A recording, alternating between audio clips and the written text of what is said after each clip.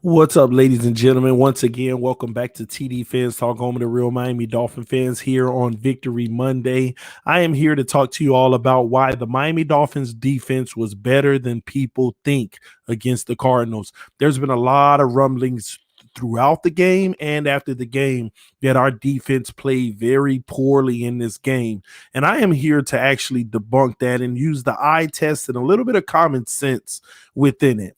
First and foremost, we know that the Cardinals put up 31 points, which is not good. We were the number one scoring defense in the NFL coming into this week, allowing the least amount of points against any team in the NFL. After this game, we dropped from number 1 to number 4, which is still phenomenal, okay? Still phenomenal, and that's with the first 2 weeks that we had, which was pretty tough. Now, giving up 31 points, everyone will say, oh, the defense just didn't play well, X, Y, and Z. There's a lot to talk about in this game when it comes to defense. Now, I'm going to start this conversation letting you all know that I wasn't a huge fan on our defensive play calling in this game. But it was enough to get the W, and that's all that matters. But we need to break that down a little.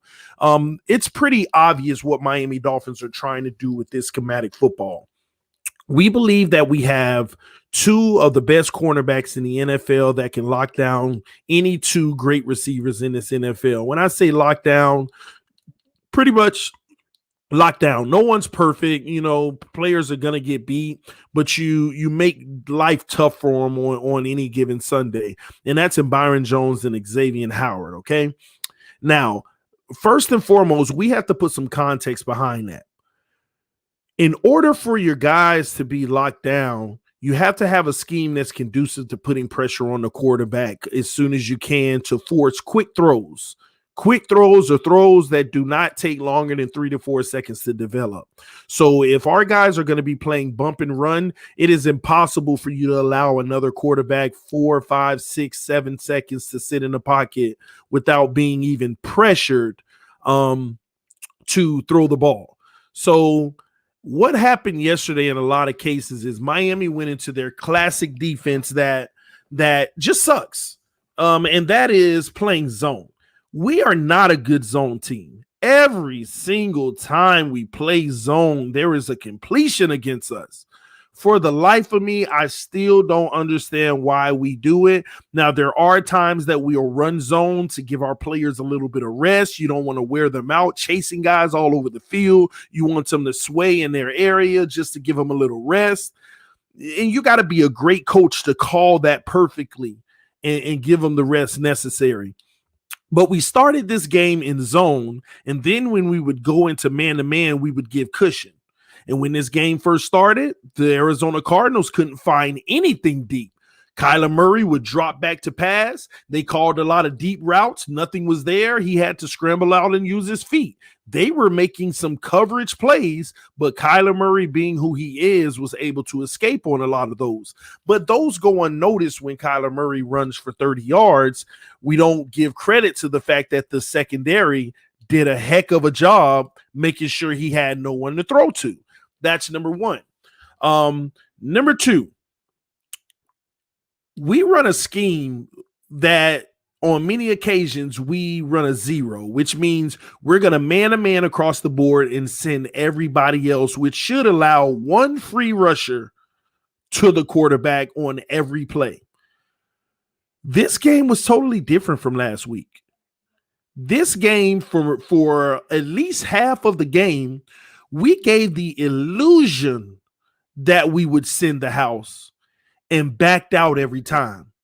So when you have cornerbacks that are elite, that are playing bump and run, or even giving a little cushion 5 to 7 yards on plays where you put everybody at the line of scrimmage, you're expecting those guys to make that quarterback get rid of the ball in less than 3 seconds. But that's not what happened for a large part of this game.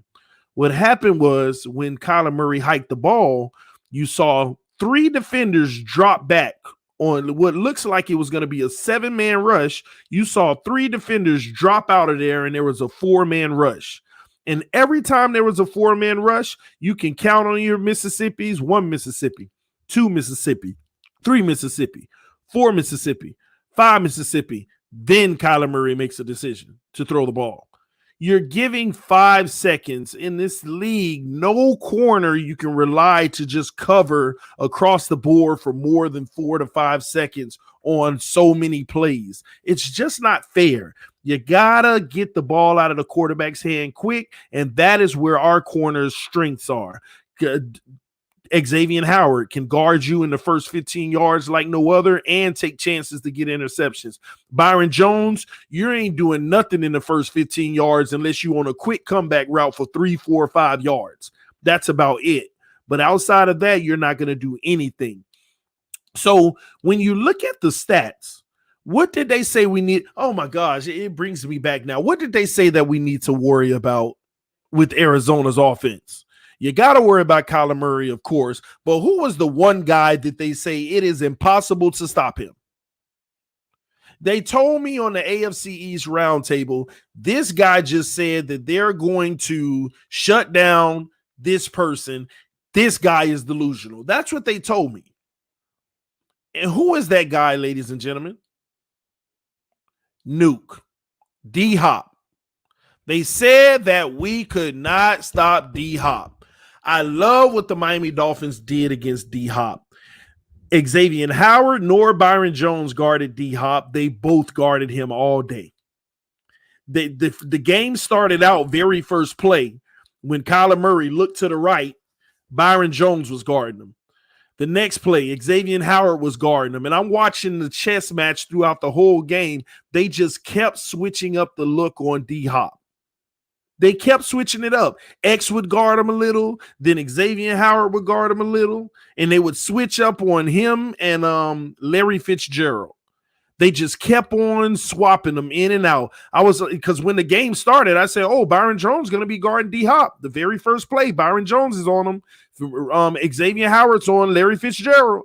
This is your matchup today. But that's not what it ended up being. They kept switching back and forth. And what happened to D-Hop? D-Hop only had 3 catches in the entire game for 30 yards. 3 catches for 30 yards. Ladies and gentlemen, that is what you call shutting down an elite receiver. He could have had 3 catches for 60 yards, and that is what you would have called shutting down an elite receiver. But he only had 3 catches for 30 yards. He got shut down. Not only did he get shut down, but if these referees weren't robbing the Miami Dolphins calling these weak pass interference calls, it would have looked even worse because some of those passes should have been intercepted. Some of them should have been intercepted. They were calling some of the most ridiculous pass interference calls. It got so bad that they were trying to force the ball to D-Hop. Think about it. It was even on that 4th and 1 when they called that pass interference when Xavier Howard turned his head around, put his arms out to catch the ball, and D-Hop hits him from behind, and they called pass interference on X.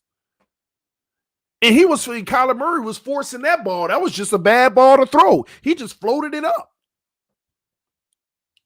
So that is what you call shutting down an elite receiver. So all those people who were, this guy is ridiculous to even suggest that they would stop D-Hop. 3 catches 30 yards later, they crying in the car.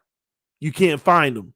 They're not over here saying, oh man, you were right, I was wrong. No, they're not saying that. They're in the car crying right now. How is it possible? Yeah, he got shut down. And then somebody put a comment before the game and said it is totally disrespectful that everybody keeps talking about D-Hop when Larry Fitzgerald, the OG, is probably going to be the one with over 100 yards and a touchdown or 2. Larry Fitzgerald, 4 catches, 54 yards. Sat him down too.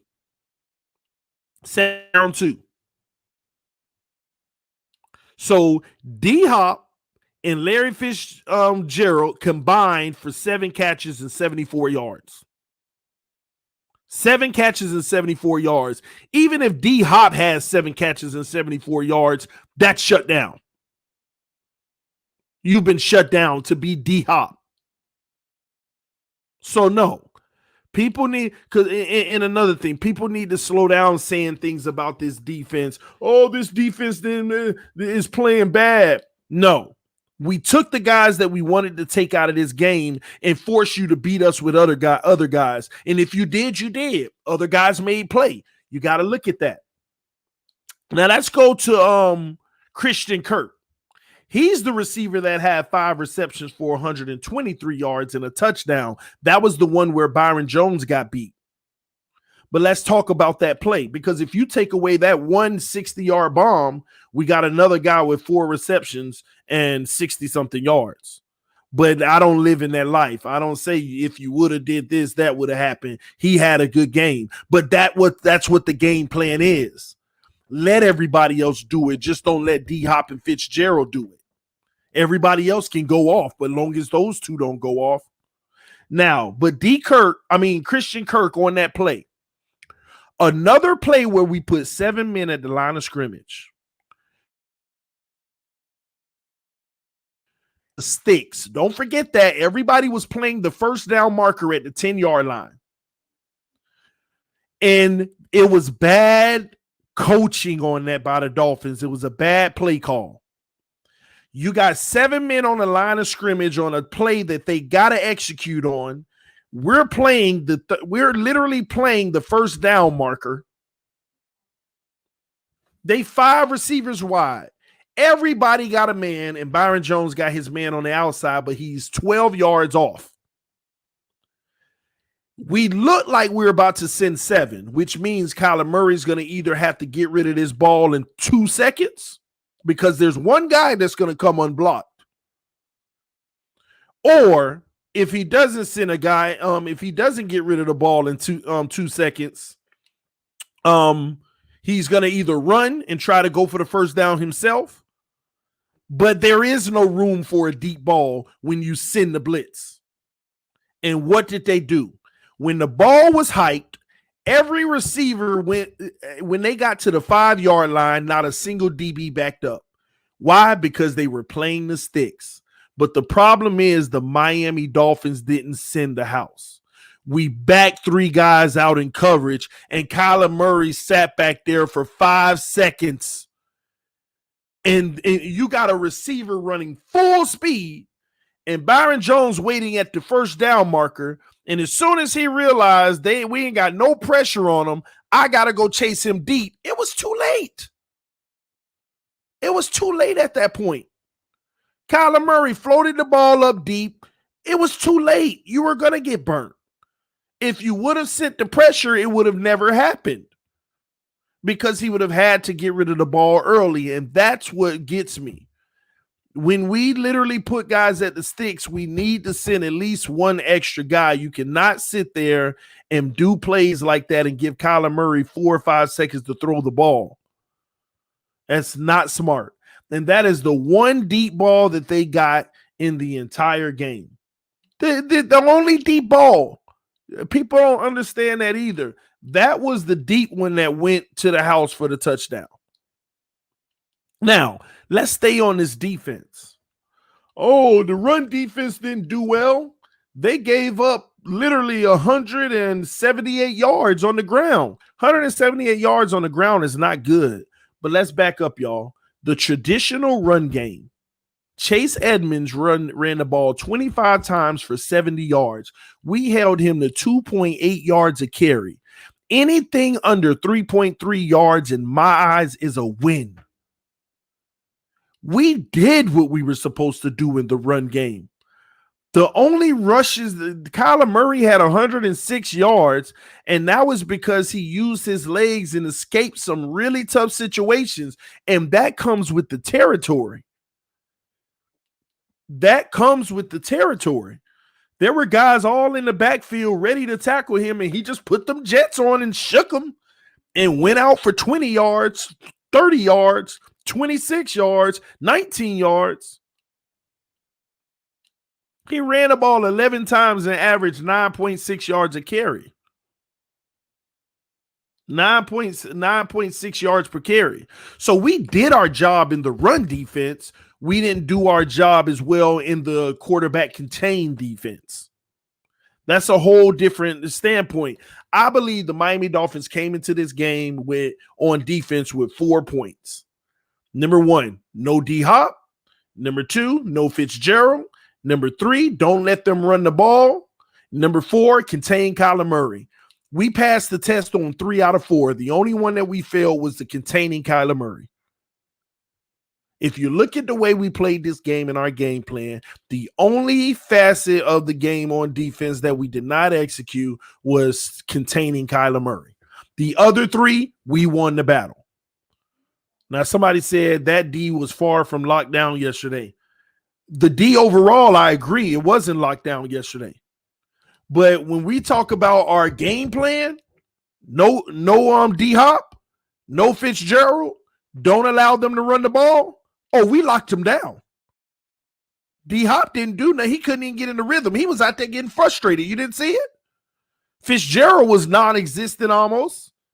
In their run game, they barely made good runs. They didn't do anything on us in the run game in the trenches. The only facet that we really hurt was containing the mobile quarterback. That's something we still have yet to be able to prove.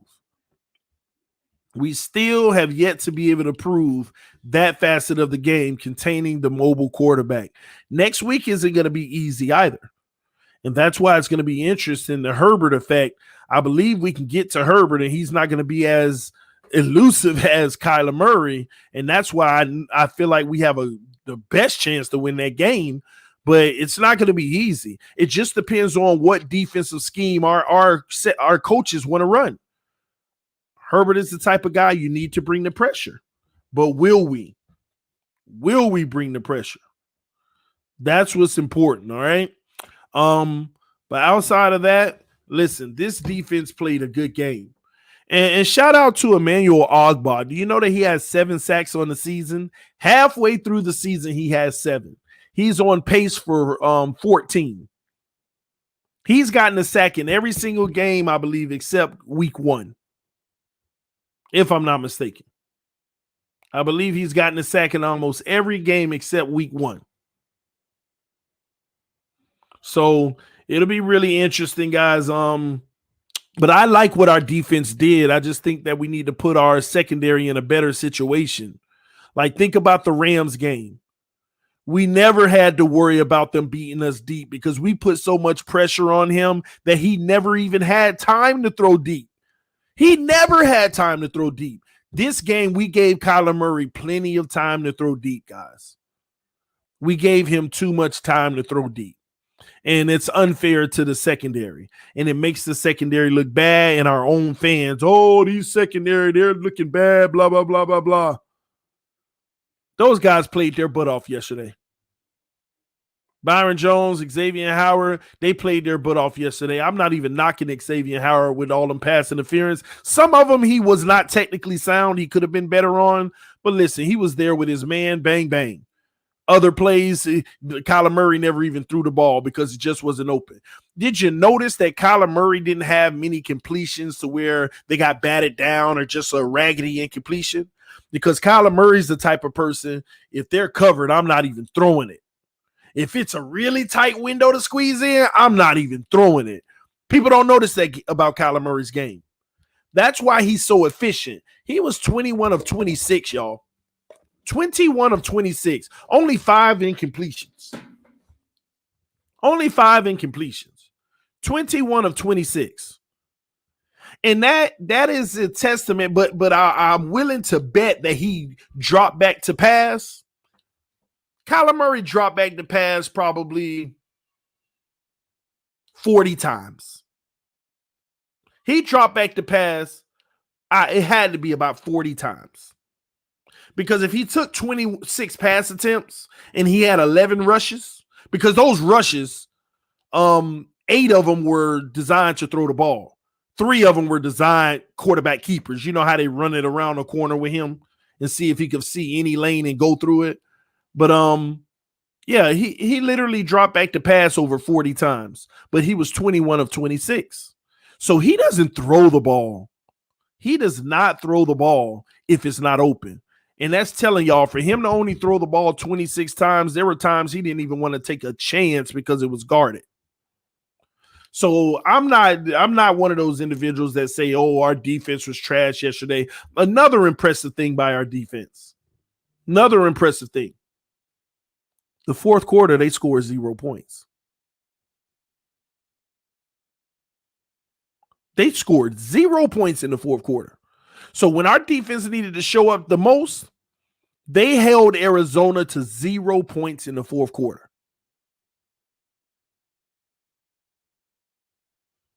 Fourth quarter, where you need them the most. Not to mention, you're right, Tim. The defense is the reason they gave us the early lead from another coverage sack. He back there looking, nowhere to go. Bam, fumbled the ball, touchdown. They gave us the early lead and they closed the game as well. 0 points in the fourth quarter. 0.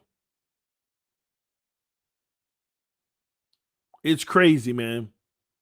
So I like what our defense did, guys. So I'm not with that narrative that our defense sucked yesterday and all this and that. This was a team win.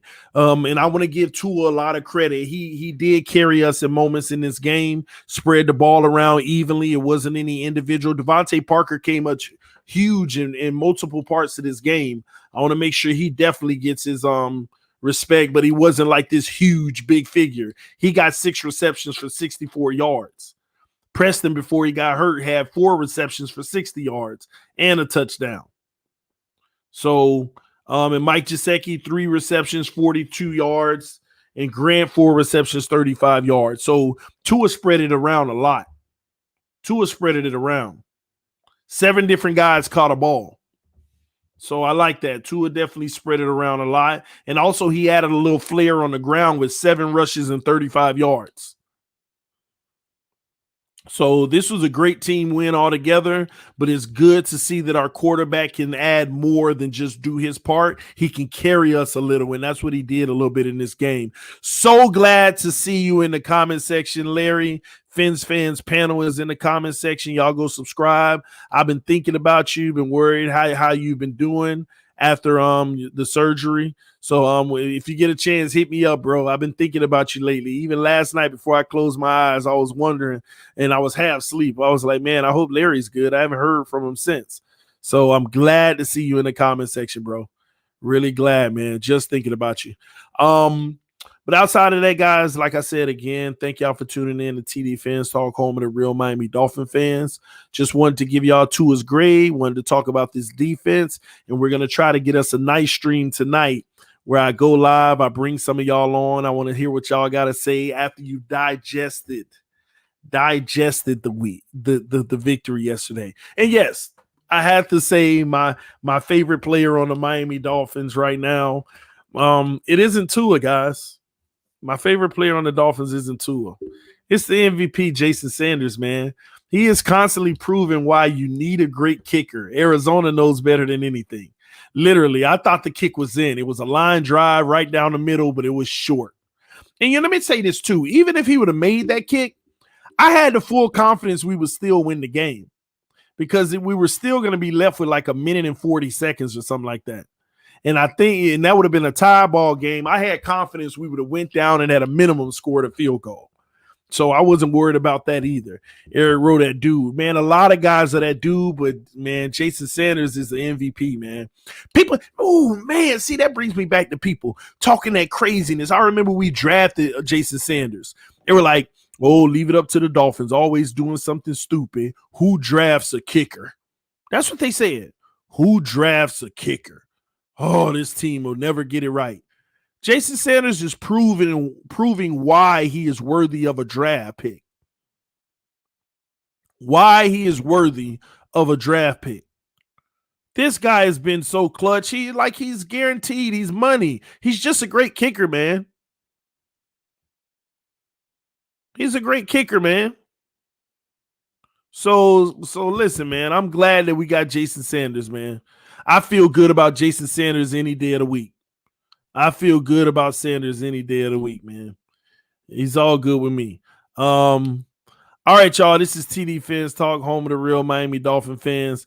Love y'all, love y'all, love y'all. I'll see y'all tonight, man. Y'all make sure y'all come through. Hit that like button on your way out. Don't forget to check out the podcast tomorrow, Believe in Fans Talk as well. Also, man, I put a link on Twitter, the YouTube. I want y'all to go vote for Tua, okay?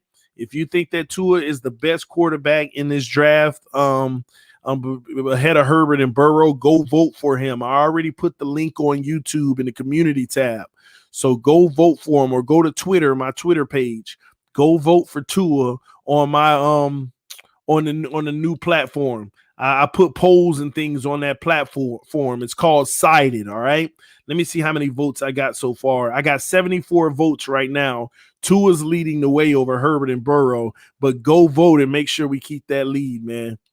Make sure we keep that lead, all right? So go check out on the community tab the link to Sided. If y'all don't use Sided, y'all need to check that out now. It's a quick download. Download the app Sided, and then find Tony Dow, TD Fans Talk. And I want y'all to weigh in on my polls, all right? All of the votes. I want y'all to vote on all the polls that I put out.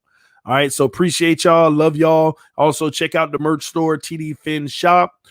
Cool gear and stuff over there as well. But anywho, y'all, love y'all. Appreciate the love and support. I will see y'all soon. Fins up, man. This Victory Monday. Y'all go celebrate. We're real contenders. So much to talk about this week. We got a lot of videos to do. I'll see y'all soon. Peace.